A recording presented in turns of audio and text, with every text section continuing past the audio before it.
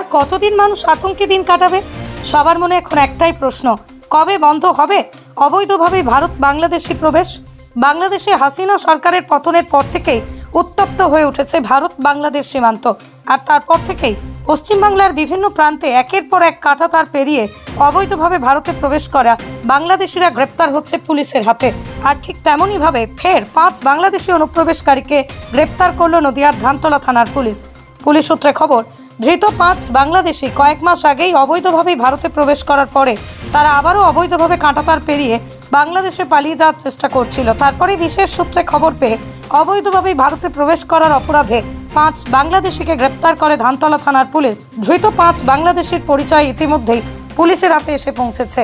তারা হলো 21 বছর বয়সী শহীদুল ইসলাম, 28 বছর বয়সী সজীব মোল্লা, তারিকুল সিকদার, শুভ সিকদার আর একজন সজীব মোল্লা। তাদের প্রত্যেকেরই বাড়ি বাংলাদেশের গোপালগঞ্জে।